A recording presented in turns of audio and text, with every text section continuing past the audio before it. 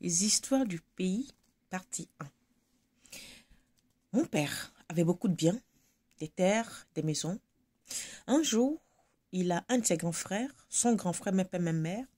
Il était préfet, mais il venait souvent au village. Comme lui, d'ailleurs, lui il était au Gabon, il descendait tout le temps aussi dans son pays d'origine qui est le Togo.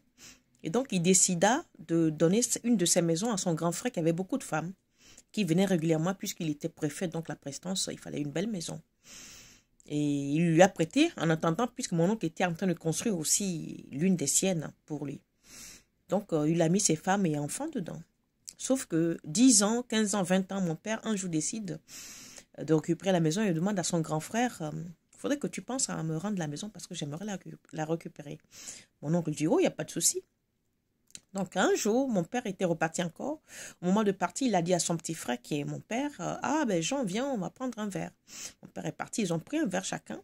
Au moment de partir, il a dit à mon père, bon, puisque ce verre-là, cette bouteille-là, on l'a ouvert, on l'a bu, ben pars avec.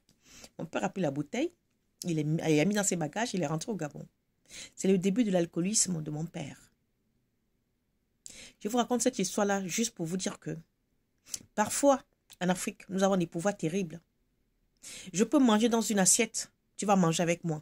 Mais quand je décide de te faire du mal, de t'empoisonner, ce poison-là, je l'ai travaillé uniquement pour toi. Tout le monde peut manger, tu seras la seule à être empoisonnée.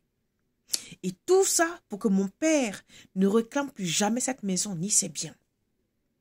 Et rien que pour ses propres biens, son propre grand frère, même père, même mère, l'a rendu alcoolique spirituellement, dépendant de l'alcool jusqu'à sa mort.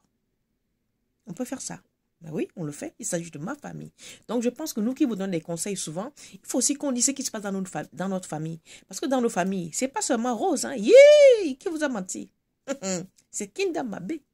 Donc, je commence histoire de famille ou histoire de pays ou histoire d'Afrique. Partie 1. Abonne-toi, like. À bientôt. Le dehors est risqué. Restez les yeux grands ouverts.